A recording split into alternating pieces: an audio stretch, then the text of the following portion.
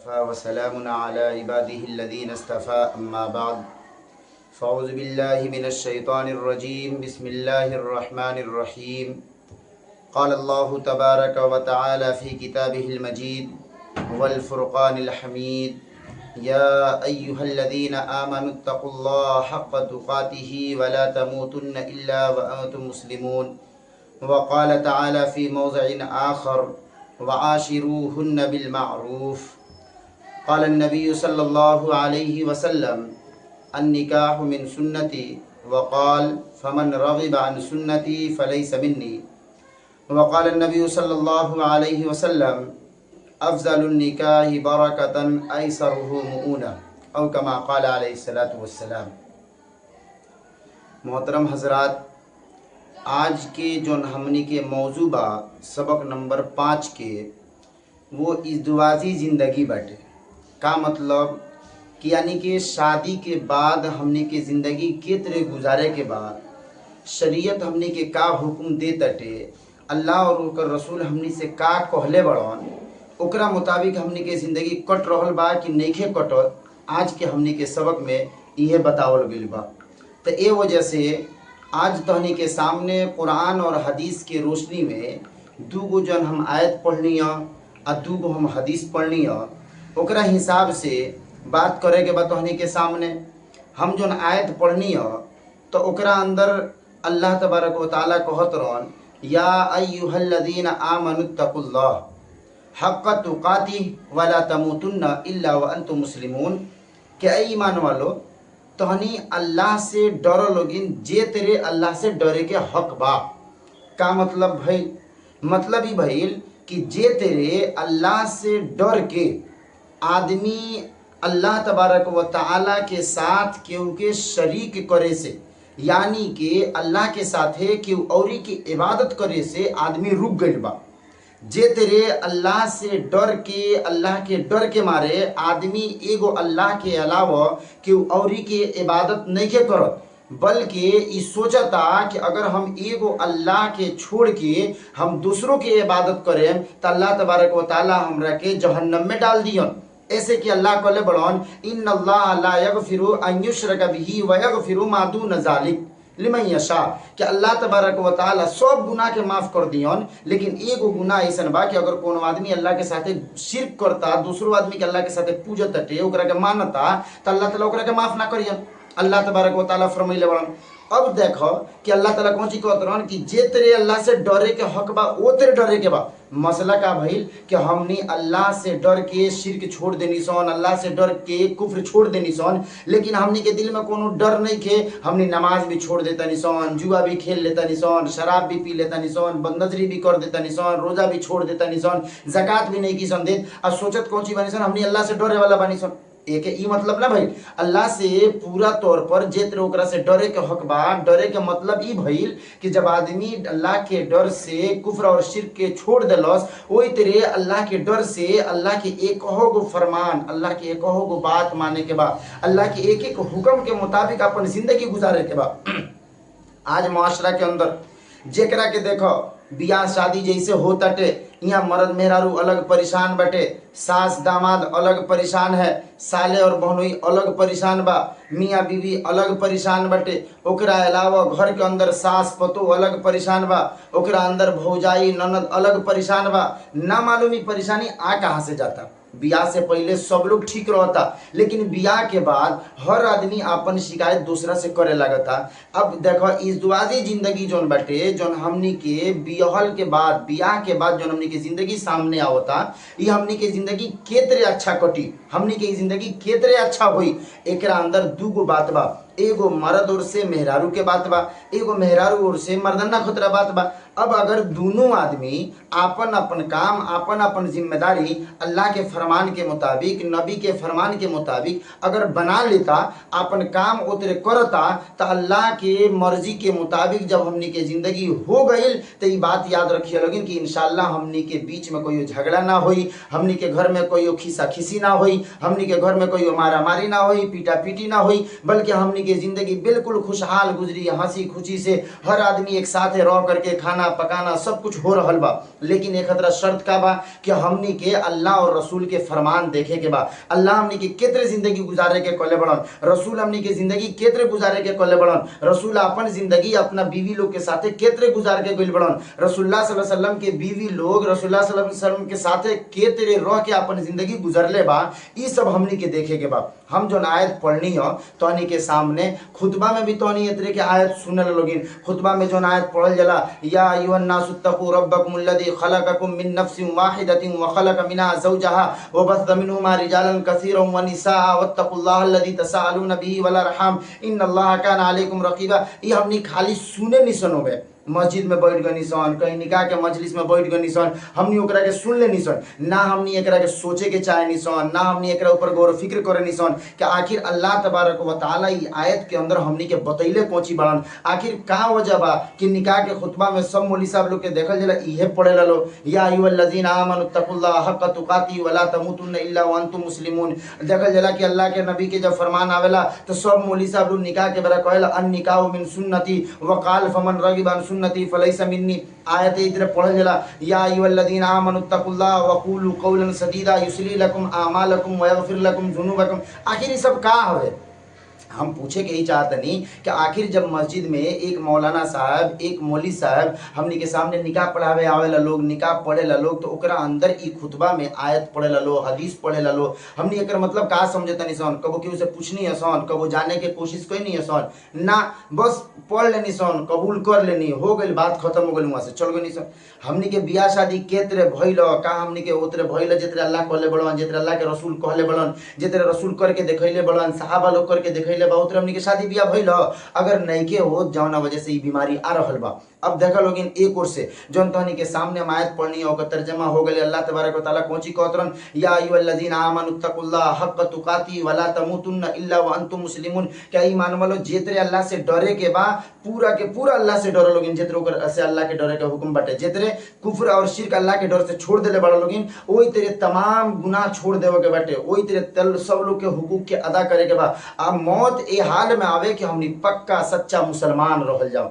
ओकरा बाद में दूसर का जो तहनी के सामने हम पढ़नी है, अल्लाह तबारक व तआला कौची कहतरन, व आशिरूहुन्ना बिल मारूफ। व आशिरूहुन्ना मतलब का भाई कि औरतों के साथ भलाई के साथ अच्छाई के साथ रहिए। अब देख लोगे मसला का बा कि तोहनी मिसाल देख लोग बोलोगिन दुनिया के अंदर कि अगर कोनो आदमी ऐसा होखे कि जौना के मामा चाहे फूफा चाहे चाचा अगर वो DIG होकस, कोनो ऑफिसर होकस, चाहे कोनो बड़का पद पर होकस, आ ओकरा बाद में उनकरा बेटी के उनकरा पोती के शादी होके आ अपना दोस्त IG ऑफिसर के बोला के लिया, DIG साहब के बोला के लिया, उस कलेक्टर साहब के बोला के लिया, आ दुल्हा से मुसाफा करा दे आ कहस कि ये हमारे बहुत अच्छे दोस्त हैं, ये फलाने थाने के IG साहब हैं, ये DIG साहब हैं, DSP साहब हैं, ये SP साहब हैं। अब देखा दुल्हा के का हाल हो जाता, दुल्हा कौची सोचता, बाप रे बाप यहाँ से कुछ मांगे वाला नहीं खे, एकरा के कुछ करे वाला नहीं खे, एकरा से बढ़िया से रहे के बा। ऐसे कि एकर बाप इतना बड़का आदमी बड़न कि ओकर बाप के दोस्त जोन बड़न वो SP साहब होंगे,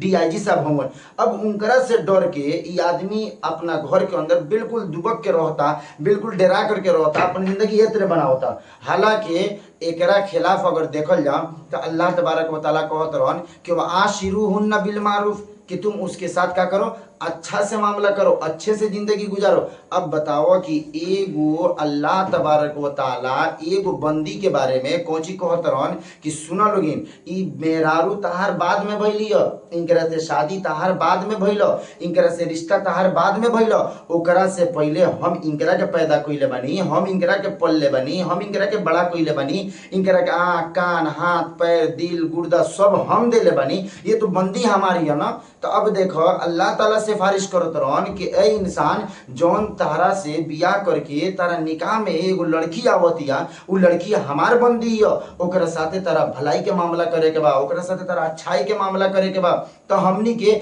अल्लाह के डर दिल में नहीं के आवत, जे तरह ओकरा से मामला करे के बा उ डर हमनी के दिल में नहीं के आवत। अल्लाह के नबी हजरत आयशा रजी अल्लाह ताला अन्हा के साथ जो रहती थी, अल्लाह रहते थे, तो अल्लाह के नबी के बारे में हजरत आयशा रजी अल्लाह ताला अन्हा क्या फरमाती हैं, कहती हैं कि ये हमारे लिए हमारे जो सूरज हैं, सूरज से उन्होंने शेर कहा कि लना शमसुन वलिल आफाक की शमसु, क्या हमारे लिए एक सूरज है और पूरी दुनिया के लिए भी एक सूरज है। पूरी दुनिया के लिए एक सूरज है और मेरे लिए भी एक सूरज है। आगे का फरमाती है कि वह शम्सी खैरुम मिन शम्सी समाई, कि मेरा जो सूरज है, हमारे जो सूरज है, यह आसमान के सूरज से बेहतर है। अब वजह बताओ तरी, आगे सुनो क्या कहो तरी फ़इन्न शम्स तत्लु बाद फजरिन, कि जौन ई सूरज है, जो दुनियावी सूरज है, जो आसमान में निकलता है, ये फजर के बाद निकलता है। और हमार जो सूरज है वो कब निकलता है? ताली बादल ईशाई, कि ईशा के बाद वो तुलू होता है। आगे फरमाओ तरी कि आप सल्लल्लाहु अलैहि वसल्लम जब भी घर में घुसस तक मुस्कुराते चेहरा से घर में घुसस, सलाम करके घर में घुसस। लेकिन हमनी की मामला का बा, हमनी जब घर में घुसत नहीं सन बिल्कुल मुंह चढ़ा के घुसत नहीं सन। सलाम करे के तो खैर कोनो बातें नहीं है भाई, हम तो मर्दाना है ना। हमनी तो मौली साहब से सुन ले बनी सन और रिजाल कौवामुन अलन निसा, कि मर्द जो होला ना ये औरत के ऊपर हाकिम होला। तो हम सलाम के तरह करम वो मेहरारू से, वो हमारा से सलाम करियन। अब जाहिर से बात बा कि जब तू ये तेरे सोच लेते रह कि हम काहे सलाम करें, पहले ही तार नियत खराब हो गई, घर में कोनो बरकत के बात ना भइल, घर में यही तरह तू घुस गइल, मेहरारू कहाँ बाड़ी नहीं की का करतरी नहीं की करत, लेकिन तू तो सोचत रह पहले उ सलाम करस तो तू सलाम करबो ना। अब मालूम ही भइल कि तार चेहरा अलग बिगड़ल बटे, सलाम कैल ना, घर में यही तरह घुस गइल। अब मालूम भइल कि वो टाइम पर ना पहुंचली, अब खीसा खींची शुरू हो गई। और मालूम ही भइल कि हमनी के एक तरह के जिंदगी गुजरे लागल कि ना हम उनकरा से सही से बतियाओ तनी, ना वो हमरा से सही से बतियाओ तनी, आ जिंदगी ऐसा ही बेकार हो रहल बा। तो ये वजह से अगर सुन्नत के मुताबिक हमनी चलल जाओ, अल्लाह के फरमान के मुताबिक चलल जाओ, जितना अल्लाह कहले बन उतना अगर हमनी अपनी जिंदगी बनावल जाओ, तो इंशाअल्लाह अल्लाह तबारक व तआला के हुक्म से हमनी के घर में कोई लड़ाई झगड़ा कोनो इस तरह के बात ना होई। अब देखो ये तो दू आयत रहलो, अल्लाह के नबी को चीज फरमाओ तरन कि अन निकाह मिन सुन्नती, के निकाह जोन बाटे ये हमार सुन्नत हवे। आगे कॉलन वकाल फमन रगीबा अन सुन्नती फलैस मिन्नी, कि जे ई सुन्नत से एराज करी वो हमरा में से नहीं खे। अब देखो बहुत से लोग ऐसा बा जो एतराज करे लगे, अरे हम फलाने मौलाना साहब के जानते हैं, वो बिया हुआ नहीं किए थे, तो कैसे वो नबी वाले कैसे हो गए, सुन्नत वाले कैसे हो गए। अब देखिए इसके अंदर मुफस्सिरीन ने लिखा है कि अगर किसी को मजबूरी हो, कोई मजबूरी है जिसकी वजह से या उसका जो हाल है बहुत गालिब आ गया है और वो इस अंदाज से हो गया कि वो शादी ब्याह के जो आगे के लवाजिमात होते हैं उसको पूरे तौर पर नहीं निभा सकता है, अगर वो नहीं कर रहा तो ये उसके लिए जायज़ है। ऐसा नहीं है कि वो सुन्नत के खिलाफ कर रहा है, लेकिन जो आदमी ऐसा होके कि जौन अपन जिंदगी के गुजार सकता, बेहरारू के खर्चा उठा सकता, जिस्मानी होके चाहे इतने अलग से होके ये सब कुछ उठा सकता, तो ओकरा खतरा शादी करे के बा। अगर नहीं के करत अल्लाह के नबी कहत रहे कि हमरा में से नहीं के। अब आगे चलो दूसरा का हदीस कौची बाटे कि अल्लाह के नबी कहत रहे कि अफजलुन निकाह बरकतन, कि बेहतर निकाह कौन बटे, बाबरकत निकाह कौन बटे, कहत रहे कि ऐसरहु मुन, के जिसका खर्चा कम हो, जाना में खर्चा कम हो। अब देख लो हमनी के बियाह शादी जौना नतीजा में हमनी के जिंदगी गुजारा तनी सन, ओकर नतीजा के तरह होताटे। हमनी के घरे बियाह शादी होता, ओकर अंदर का का खुराफात होता, ओकर अंदर नाच गाना डीजे बजाना सब कुछ चल रहा बा। एगो देखा तो सबसे पहली बात समझ में नहीं क्या हो कि पहले के लोग माटी पर बैठ के, जमीन पर बैठ के, बोरिया बिछा के, पुअरा बिछा के पत्तल में खाना खा लेते रहो। लेकिन ए बरा धीरे धीरे पहले कुर्सी आई, ओकरा बाद में तो कुर्सियों उठ गए, पत्तल में खाना लो, खड़े खड़े बैल भैंस खनिया खात रहो। अब ए बार आदमी ओकरे के खा रहल बा। शादी होता ना, शादी करे गइल बनी, हम एगो सुन्नत के जिंदा करे गइल बनी, और सुन्नत हमने के केतरे अदा करतनी सन, मालूम ही भइल कि शैतान के तरीका पर सुन्नत जिंदा करतनी सन। तो फिर ओकरा से जन हमने मिलो तनी सन, एक दूसरा से जन हमने के ताल्लुक बनता, तो फिर ओमे तो शैतान पहले ही घुस गइल बा।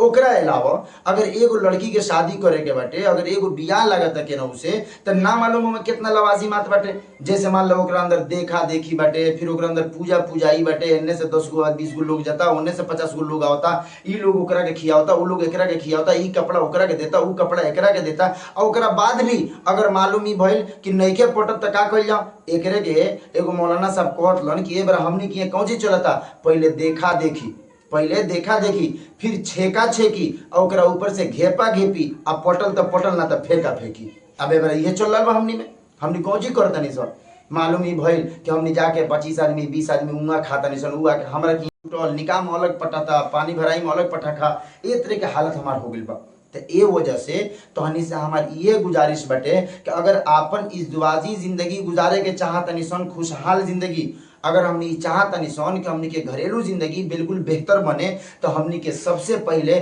नबी के तरीका के देखे के पड़ी। अल्लाह के फरमान के देखे के पड़ी कि अल्लाह के नबी अपना घर में अगर रहत लन, अल्लाह के नबी अपना बीवी लोग के लगे जात रहलन, अल्लाह के नबी अगर अपना बीवी लोग से मिलत लन तो के तरह मिलत लन, उनकर तरीका का रहे। मालूम ही भइल कि अल्लाह के नबी अपना बीवी लोग के जौन काम होके काम में भी हाथ बटा देस।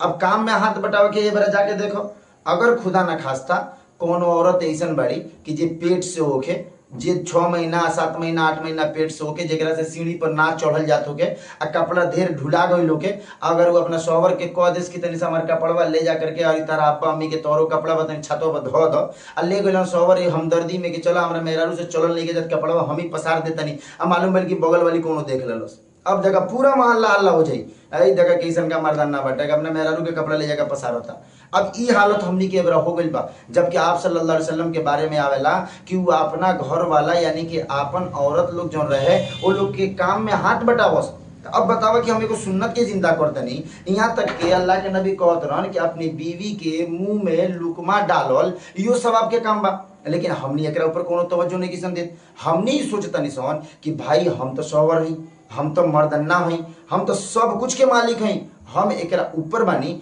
ए वजह से हमनी के मामला गड़बड़ हो जाता। अगर दोनों आदमी अपन अपन हक समझ ले, दोनों आदमी अगर बीवी ही समझ ले कि शौहर के दर्जा का बा, अगर शौहर को वो गुस्सा भी जाता, कबो अगर खिसिया भी जाता, अगर कबो हाथे उठा दलस, कबो डांटिए दलस, कबो इतना सख्त अल्फाज कह दलस जो तेरा बर्दाश्त से बाहर बा, तो करे के का बाटे कि तेरा ओकरा सबर करे के बा। का है ऐसे कि सोच ले के बा कि शौहर के दर्जा बहुत बड़ा बाटे, शौहर के दर्जा ऊंचा कइल गइल बाटे, शौहर के मकाम बहुत ऊंचा बाटे। यही वजह से अल्लाह के नबी कहत रहन कि अगर दुनिया के अंदर अगर औरत के हुक्म देवल जाई कि अल्लाह के अलावा केहू के सजदा करो, तो उस शौहर के हुक्म देवल जाई कि तू अपना शौहर के सजदा करो। अब बताओ शौहर के कितना बड़का दर्जा बा। अल्लाह के नबी फरमावत रहन कि अगर कोनो औरत ऐसन बिया कि अगर ओकर शौहर रात में ओकरा से खिसिया के अगर सुत गइल तो रात भर फरिश्ता लोग उ औरत के ऊपर लानत भेजी। अब बताओ कितना बड़का मकाम बा। तो अब कहे के मतलब ई बा, हमरा बतावे के ई बाटे कि हमनी के जोन इज़्वाजी जिंदगी बाटे, शादी के बाद के जोन हमनी की जिंदगी बाटे, वो खुशहाल वही बेरा गुजर सकता कि जब मेहरारू मर्दन्ना के हक के समझे, जब मर्दन्ना मेहरारू के हक के समझे। इस सब काम कब होई? जब हमनी दीन के बात सुनल जाई, जब हमनी दीन के किताब पढ़ल जाई, जब हमनी मुआशरती जोन अखलाकी किताब बाटे, आप सल्लल्लाहु अलैहि वसल्लम के हवाले से जोन किताब लिखल गइल बा, जोन अल्लाह के रबी अपना बीवी लोग के साथे रहल बड़न, उनकर बीवी जोन लोग के साथ उनकर साथे कइले बड़ा लोग, इस सब के बारे में जोन किताब बाटे, अगर हमनी किताब पढ़ सकत नहीं सन तो हमनी किताब पढ़ल जाओ, ओकरा के मुताला कइल जाओ। अगर हमनी नहीं सन पढ़ सकत तो कोनो मौलाना साहब होकस, कोनो मौली साहब होकस, जोन गांव के इमाम साहब होके लोग, हाफिज हो के लोग जोन किताब पढ़ सकत होकस लोग, अपना घर के अंदर कोनो लड़की होके, कोनो लड़का होके जोन किताब पढ़ सके, ओकरा से पूछ करके मौलाना साहब से किताब ले करके कोनो लड़की के बैठा करके किताब पढ़वावल जाओ, ओकरा के सुनल जाओ कि एगो औरत के हक मर्द के ऊपर का बाटे, एगो मर्द के हक औरत के ऊपर का बाटे। जब हमने ये सब दोनों ओर के सुनल जाई, जब दोनों बात हमने के दिल में आई, तब जाकर के हमने के जिंदगी खुशहाल गुजरी। ना तो मालूम ही बल्कि एबरा मर्दाना पूछे था कि ना मर्दाना हम आई तो सब कुछ हमरे बम जेत्र कहीं हुई होत रहो। एबरा देखो हालत का बाटे कि अगर खुदा ना खास्ता मान लो कि अगर सास के तबीयत खराब हो गई तो एबरा के एक और ही चीज चल रहा बा। अब देखा यही वजह से वत्तकुल्लाहल्लज़ी तसाअलून बिही वल अरहाम, अल्लाह तबारक व तआला कौन सी कहले बड़ान कि ये जो रिश्तेदार हैं इनके वास्ते से जो तुम अल्लाह तबारक व तआला से जो तुम मांगते हो ना, ऐसा करो कि इनके बारे में भी डरा करो। अब देखा हमने के मामला का बा, अब अगर कहीं बीवी चल गई अपना नैहर, अब मालूम ही बैल कि वहाँ सास के तबीयत खराब बा, अब तू गई बुलावे 3 दिन 4 दिन 10 दिन के बाद सास कहतरी कि बबुआ देखो ना हमारी तबीयत खराब बा, क्यों यहाँ करे वाला नहीं के 2 दिन कतरा और छोड़ दो। अब वो बरई अपन मर्द नहीं देखावत रहूँगा, कौची कहता हाँ यही तेरे कम से कम अब हम आ गए बनी तो यही बेरा लेके जा। अरे होके के तई चाहिए जितरे तहार मातारी बड़ी, जितरे तहार बाप बड़न, जितरे तहार भाई बड़न, जितरे तहार बहन बड़ी, वही तरह सोचता कि हाँ ये जो सास है यो हमारे निस्बती माँ बन गई बड़ी, जो हमारे ससुर हुआ निस्बती हमारे बाप बन गई बड़न, जो भाई साल साले जकरा के कहल जाला। देखो इहो एगो लफ्ज से याद आ गई। देखो हमनी के का बाटे अंग्रेजी वाला तो ब्रदर इन लोग के अपन काम चला ले लो, उर्दू में बहुत से लोग एकरा के साला कहेला। तो यही वजह से ई कहल गइल बा, बुजुर्ग लोग कहता कहले बड़ा लोग अपने किताब में लिखले बड़ा लोग कि ओकरा के साला न कह के ऐसे कि बड़ा ई गाली हो गइल बा, ओकरा के कौची कहे के बाटे निस्बती भाई कह देव के बा, ताकि ऐसे समझ में आ जाए। लेकिन के मामा कह देव के बा ताकि तनि सा बदल जाए, ऐसे गाली समझ में ना आवे। तो हमनी के करे के का चाहिए कि ठीक बेटे अम्मा कोई बात नहीं है, अगर तबीयत खराब है तो कोनो बात नहीं के 1-2 दिन और ही रोजिए नहीं जकवे, तार खिदमत कर लें, जब तनी और नीमन हो जाए तब हम लेके जाएं। अब खुद जाकर के हालचाल पूछता रहे, ये होना चाहिए। ऐसा नहीं है कि अब मीठा मीठा हब हब कड़ुआ कड़ुआ थू थू, मालूम मिल कि अपना माई के तबीयत खराब बता अपन बहन के बोला के अपना घरे रख ले रह, और ओकरा बाद में जब सास के तबीयत खराब बता मेहरारू के भेजबे ना करो। तो एतरे ना होके के चाहिए। जेतरे तू अपना साथे चाहत रह, जेतरे तू ई सोचत रह कि हमार बेटी बिल्कुल चैन सुकून से रहे, वही तरह ई सोचे के चाहिए कि इहो केहू के बेटी है। जितने तू सोचत रह कि हमार बहन दूसरा के घरे जब जातिया तो वहां पर नीमन से रहे, वहां पर अच्छा से रहे, वहां कोनो ओकरा तकलीफ ना होखे, तो वही तरह इहो सोचे के बा कि हमू क्यों के बहन के लेके आइल बनी, वो हमरा घरे अच्छा से रहे, ओकरो कोनो तकलीफ ना पहुंचे। जब तू सोचत रह कि हमार बेटी दूसरा की यहाँ जातिया तो बढ़िया से अपन जिंदगी गुजारे, तो दूसरा के बेटी के तू ख्याल रखो। जब तू अपना बहन के सोचत रह अच्छा से रहे, तो दूसरा के बहन के तू ख्याल रखो, ऐसे कि वो क्यों के बेटी है, वो क्यों के बहनी है। ए वजह से हम वही से कहतनी, बार बार हम जुमला के दोहरावतनी, ए वजह से कि गौर से याद रखो लोगी, जब तक हमनी एगो दूसरा के हक के ना समझल जाई, जब तक एक दूसरा के हुकूक के अपना अंदर ना बैठावल जाई कि बीवी के हक मर्दाना के ऊपर का बा, मर्दाना अगर नइखे समझत नइखे जानत कि हाँ भाई बीवी के साथे केतरे रहे के बा, केतरे मामला करे के बा, केतरे ओकरा से व्यवहार रखे के बाटे, ओकर खाना पीना, ओकर रहना सहना ओढ़ना बिछौना केतरे इंतजाम करे के बा, ओकरा से बोले बतियाओ के का तरीका होके के चाहिए। और अगर औरत ई नहीं के जानत कि शौहर के का हुकूक बा, शौहर के साथे केतर रहे के बाटे, ओकरा साथे का करे के बाटे, ओकरा बाप माताजी के साथे हमरा केतर रहे के बाटे, और शौहर ई नहीं के जानत कि हमरा सास ससुर के साथे केतर रहे के बाटे, तो फिर मामला गड़बड़ हो जाई। जब तक हमनी खाली आपन सोचल जाई, जितना हम मिसाल देनी हो कि अगर आपन दामाद अपना बेटी के करता तो बहुत अच्छा बा, लेकिन अगर आपन बेटा वे बहू के कर दे तो ये बहुत खराब हो जाता, ताबीज के जरूरत पड़ जाता, पानी फुकवावे के जरूरत पड़ जाता। तो एतरे ना होके के चाहिए। आदमी सोचे कि मामला दू तरफा बाटे, दोनों तरफ से एकरा के लेकर के चले के बाटे। जब तक हमनी ई ना सोचल जाई, जब तक हमनी के दिल में ये बात ना बैठी, अल्लाह और रसूल के फरमान ना सुनल जाई, ना समझल जाई, जब तक हमनी के घर के अंदर खुशहाली ना आई। ए वजह से तोहनी से हमार गुजारिश बा कि हमार बात अगर तोहनी के लगे पहुंचता, एकरा के सुना लोगिन, समझ लोगिन, ना समझ में आवे तोहनी मैसेज करके एकरा बारे में पूछ सकता लोगिन। एकरा अलावा जे भी साथी संगातियों के वहां तक बात के पहुंचाओ लोगिन, ताकि वो साथी संगाती सुने, अपन जिंदगी के सही तरीके से बितावे के सोचे, ओकरा अंदर गौर फिक्र करे, अगर कोनो खराबी बाटे तो ओकरा हल निकाले के सोचे। और ये दोनों